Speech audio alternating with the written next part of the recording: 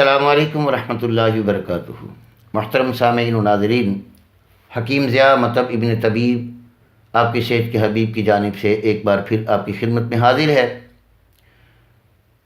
اور آج اس ویڈیو میں جو میں عرض کر رہا ہوں وہ ہے غدی یعنی گرمی کی مردانہ کمزوری،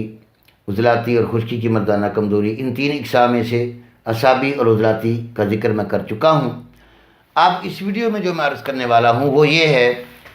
کہ ایک انسان ایسی غذائیں کھاتا ہے کہ اس کی غذاؤں میں انتہائی گرمی اور صفرا کی زیادتی ہوتی ہے، جیسا کہ کھجور ہے، آم ہے، انگور ہے، ڈرائی فروٹ ہیں سارے، اور بہت ساری ایسی بھنی تلی تیل والی چیزیں ہیں۔ بہت زیادہ کثرت سے وہ دیسی گھی بھی چاہے کھائے تب بھی گرمی پیدا ہوگی۔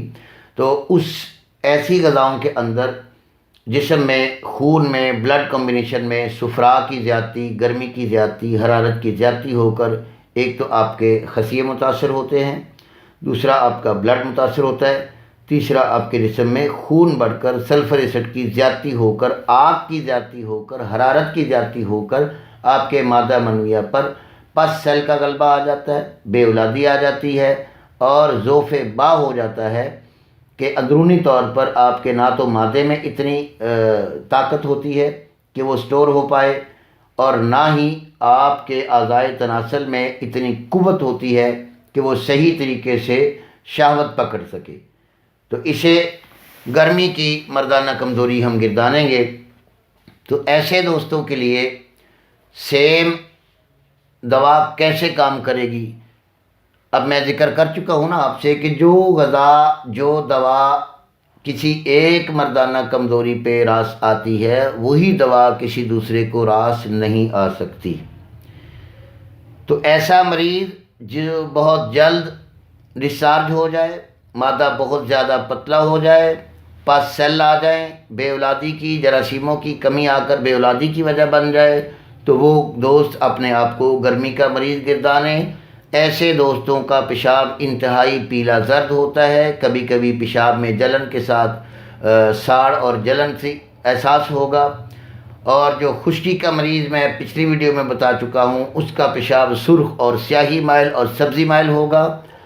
اور اس سے قبل جو میں اعصابی مردانہ کمزوری کا ذکر کر چکا ہوں، اس کے اندر کثرت پیشاب ہوگی اور پیشاب سفید اور نیلا یا سبزی مائل ہوگا۔